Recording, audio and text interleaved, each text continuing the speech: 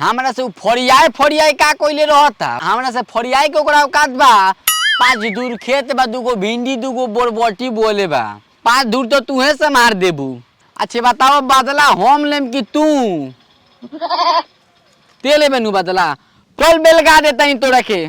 अब फरहर से खोई है ना तो मुंगा दे मुही में तारा के पकड़ो ही नहीं तो हम चले ने जो हमें खो आई तो हम देख लेम आराम से खो खा डेरा मो तारे हम बानी नु खात रहो जवन मन करे तवन काम देखो तनी साले तो प्रेशर कब आवत ताने खा फैली से खा डेरा मत लोग वही बानी तारा हम खा बबी खा ना खात रहो बाप रे बाप खाटा गोय से छोड़ तरु खाली भिंडी मत खा इबर बटियो भाइयो खा तू खा तो हम आराम करत नहीं हो जी ठीक बा हम तो ध्यान देते बनी तू हो ध्यान देते रहियो कोनो आवे वाला में जइयो हमरा फिर में रहबू तो गोड़ हाथ टूट के ध दिए सो। अरे बाप ई तो थपेसर जाके सारा फरहरी खा गए हम जा तनी को है देखो ई सब तार फरहरी खिया देल बा आ खियइले कौन बा धर्मेंद्र खियइले बा हाय बचवा गाछ सब खिया देले बा अपना जेब से माल लागी तब न बुझाई पा कहां हाय देख बकरी हे दे जब चढ़ते बिया साला के बकरी के लिया मैंने का हो साफ मन जुकी खतर मन जुकी बताओ आज तारा के जॉब करे आ देखो साला ई बा कहां था पता नहीं क्यों करो बाप के बपौती समझ लेबा साला सारा खिया देले बा बकरी ही देखा छोड़ ले बा यहीं छूटा आवेगा सरवा के ले चल एकरा के आज कटवा के मटन बिरयानी खाए के भाईजा जे लगाओ त माल ओकर न पता चलता ए गांड फाटल बाटे ले चल बकरी। अरे बाप भाई हमरा बकरी के तो पप्पू के मुंगा देले सर अरे बाप रे बाप दुनु होय हन बकरी कोइले का बिया दैले माइन लो छोड़ी बकरी हमरा बकरी के तो बकरी हमार ना हमरा पापा के हम चढ़ाया ले आर नहीं हो तारा पापा के हसर बकरी हसर मारत का हमरा को बकरी खाती मारत का बकरी खाती साला सारा चढ़ा देले बरे सारा अरे बाप रे को बकरी खाती मार दे रे ले सारा फरहरी तोर फरहरी जानबूझ के साला फरहरी तो चल साला ढेल मास में चल साला चल साला आज हमरा मटन बिरयानी खाए के मिली चल बकरी खाती है देखा डरले का चल कोइले करे बाप रे बाप रे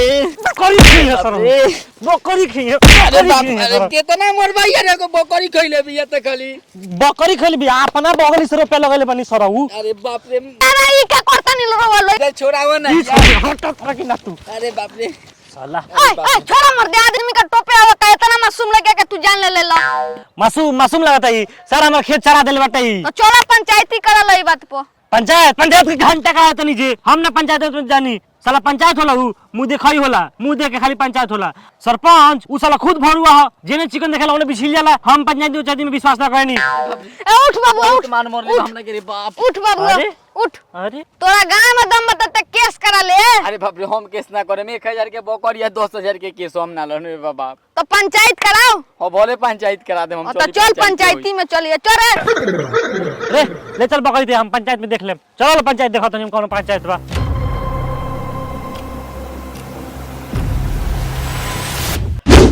मामला का बा बकरी या खेतवा दोनों गेला गेली कइले रहलन से खेते में एमे बड़ियार कौन बरस हो बड़ियार खेतवा है बा तनी होशियारी से हम ना तो रउआ पिटाई हुई सुनने ने कोनो जुगाड़ उगाड़ लागल लगोले बड़े में 500 के व्यवस्था बाटे रात के खूब पियल ले खा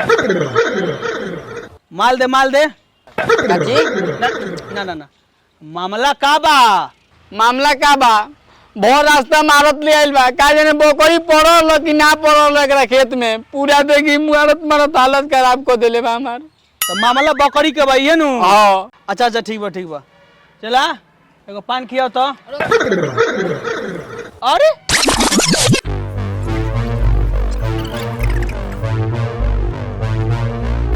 मामला बोलते अपन हां एक बार मारले बानी सरवा के मोइनिया ना ई देखी ना खाली साला एक सारा बकरी हमर खेत चढ़ गेल बिया 2 दिन से हइला इका देखत ल तीसरा के दिन में पकड़ लेनी महाराज जेकरा बगली से भूसी लागत उ जानता खेत केंगा होला ई साला बकरिया का जानी कि फसल का कहाला कितना रुपया लागेला एगो फसल में अच्छा सरपंच जी हां ऐसा गड़िया ऑटो रखो ए गड़िया ऑटो हां सरपंच जी रउआ के 12 गोरी आवत लखो जी हमरा के बड़ा मार मरले भौजी। अभी देखो तनी रउआ सामने कहता कितना मार मारे के जेको मरले बस मन तो करता अभी ये बादला सधा लिए करे। सरपंच जी समझा दे, चप्पल उठा ले बा, एगो मौत हमरे हाथ में लिखल बा। अरे अरे भैया हो इस सरवा मार के लोला फोड़ देले बा। अरे भाई के चप्पल से मार दे बरे दादा। सरपंच जी बचा ली हमरा गाड़ी बाप रे, बचा ली हमरा। चप्पल रख हम आइल बने नु, रख चप्पल। अरे बाप रे बाप, सरपंच जी का दोनों के लड़ाई में हमरा सरपंच जी के लोल फूट गए दादा। अरे बाप, सरपंच जी के मार देलक, मारिए करा के धोके जेंग हमरा के मोहल्ले पर रौड़े के फाड़ देलक ऐसे। बैठ सरवा ते पहले जा बैठते पहले बताओ सब काम ना सरवा के में बकरी हरे हमारे बकरी हो ऊ तो मरबे कइलक, रौड़ो मारेम का और रौड़े के चप्पल से मुंह पर मार देलक तो करे के ना बोले। तोर सरवा बकरी हो ते बकरी के लेके पहले बड़ा होम खाम तोर बकरी आ सुन ले ते हूं ओकरा से कहता नहीं, सुन ले सो ई पंचायत बिहान होई। काहे पंचायत के फैसला ये बड़ा होई ना तो हम अभी जाता नहीं मुखिया जी के बुला लिए तो पंचायत होई। एमे मुखिया चुतिया के कौन जरूरी बा? पंचायत के प्रधान हम हई, एमे मुखिया कौन जरूरी के जब एक बार कह दनी कि ई पंचायत काल होई त काल होई। आ सुन ते कल दुगो लौंडा से के व्यवस्था कर दिए। का सरपंच जी चप्पल के पिटला के तुसी में नाच करवाएम का? नाच ना होई, यहाँ दोनों गोरे के भोर कोक पिटवावे के पड़ी। ये कोई ना ओकरे बुद्धि बा ना एकरे बुद्धि बा। हम मरम शिकायत होई हमर वोट कट जाई। समझ गेलो? समझ गनी सरपंच जी, ठीक बा चली। ठीक बा चलो। का सरपंच जी पंचायतवा काहे न करैनी? 500 में कुछ होखे ला बा तैयारी सेट कर, 5 से 5000 कर।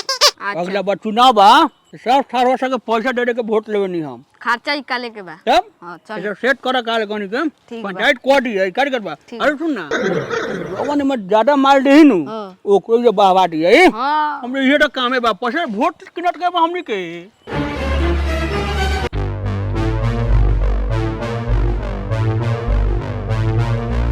छाप था है पता नहीं के। साला ऐसे तो बढ़िया मुखिया जी से करा ले रहती। हाँ सरपंच जी पंचायत करी हैं, काम धंधा है उनका, तारा खनी बेलूड़ा थोड़े बारे। अच्छे आवेदन है उनके के तो अबे तारा में ढुकी तो बुझाई आवेदन। प्रणाम सरपंच जी। प्रणाम कर रहे। कहां बोलेले बरस? पंचायती में साला कुर्सी धले ने खसा का तोरी पंचायत करई बस रे। हमरा लगल कि रउआ खटिए पकड़ा दे। पंचायती कौन पंचायत हला रे खटिया पर? ओए दे अपन कुर्सिया बैठे के सरपंच जी के। ते अपन देने दे सरपंच जी के बैठे के। ये हमार दहेजुआ हो। हां तो हमार बाबू देले बने। क्या साले चिन्हा गइलो तू हूं? चिन्हा गइले तो अपन काहे नहीं खींच दे। बक साला हम ना दे बक पहलते साला। चलवा है ना तो अरे तेजा बारे तेरा बुझाता साला पंचायत के कुर्सी कहां पर है? जोर कर कुर्सी के। रे साला जोन पर सरपंच जी के कुर्सी दे दी ओकरा और हम फैसला छिलवा दे।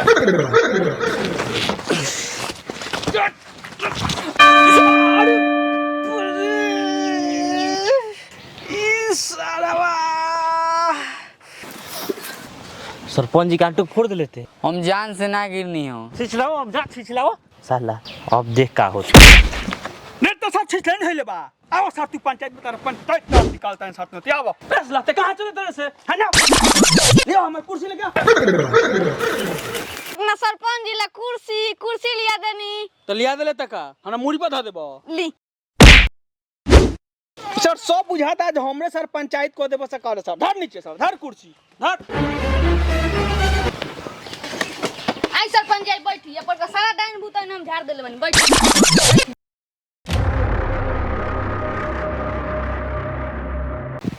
हने सुन आ तोर सेटिंग हो गइल बा पूरा। खेतवा तो 1000 देता, बाकी बकरिया तो 500 से हेलत नहीं खे। ना तो ई तो गलती बा सर, बकरिया हवा के बेसी ले कर ल 2000 टॉप जाई तब न। नहीं खे टपते को रुपया 500 से। तो चल ठीक बा। ई तरबाना में के धइले रहल रे पंचायती? तनी लाहे लाहे बोली ना तो यही तरह न पे एगो रहेला। आ जाओ जमीनवा पर वो बैठल बनी नु वो औसन आदमी का जमीन हो। अगर वो आई तो पहले रोवो के लातम जुतम करी वो लोग के करी आ हम तक के वहां भागिए जाए।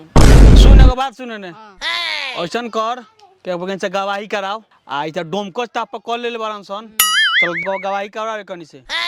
अजी अपन अपन दिलो गवाही गवाही कहतनी हमारे एको गवाह बा ओकरे कालो बोले रहनी चौहान में क्या चौहान ने चौहान 2 दिन से ते देखत रहनु हम तोरा बात बना पाते तो लेकिन आज लतिया देनी हो सारा के गर्मी झाड़ देता नहीं तो बोल सरपंच से रहिए मत कुछ के हम आई नु देखत नहीं काम खार लेता तो ठीक बारे देख सरपंच जन पूछे तन बताओ चल खराब का बाबू ई जौन बात कहता उ सही बा का तू देखले बारो खेत में बकरी ढुकल सरपंच जी रउरा देखे के कहतनी हम तो ध के इनकरा के देलहू बानी देखिए लड़का कितना सच बोलता हमा लगे लिया बकरी तब नु देले बनी जोने के देवे के चाहिए अरे बाप हतना झूठ सब मिलल बाने सो तोनी कसम खा के बोल दस कि हमार बकरी ढुकल रह तहार क्रिया खड़े खा जाई हम अरे बाप रे हमार कसम ना एगो तो बकरी के धके मुंह आवते बारस हमरो के मुंह आई के फिर में लागल बार सकारी सरपंच जी तो सुन ले कितना साफ साफ शब्द में लड़का कहले बेटे गवाही देले बा अब हमरा पक्ष में फैसला सुना दी रहुआ अच्छा अच्छा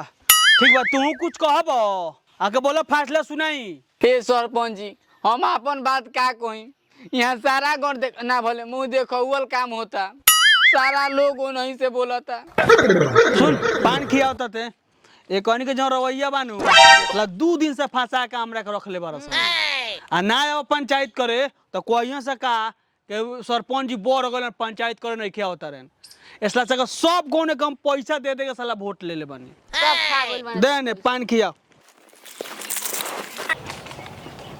पंचायत का नतीजा वो टाइम तक पहुंच गल बा के एमे नुकसान बकरी वाला कइले बा त खेतवा के डांट देवे के बाटे तारा के कितना डांट दिया जो तार काम चल जाई हां तो 5000 दिवा दी ना ना ना इतना ज्यादा बा उनको भरपाई में गटू बकरी गटू मार गटू का डेट टूट दे बड़ा उनको बकरी 2 महीने का गोबर ओके मटवा रुए खर्चा बा तू हमार निर्णय मानो तो 3000 रुपया बकरी वाला दे दे खेतवा वाला के यानी तारा मिल जाए 3000 रुपया हम रहुआ से सहमत बानी पंच परमेश्वर होला रहुआ हमरा के 3000 रुपया दिवा दी एकरा से का तू 3000 रुपया देवे खातिर तैयार बारो हम 1 रुपया ना दे के माने हो कि बकरियों के मारी आदमियों के मारी आ 2000 रुपया दी 3000 हम 1 रुपया ना दे हम पंचायत से खुश नहीं खी हम तब खुश हो के हम 2 मिनट में आवत नहीं ओकरा बाद खुश हो पंचायत तो अब करेम हम ओह बड़ा से पंचायत होता है इतना ना जायज पंचायत होला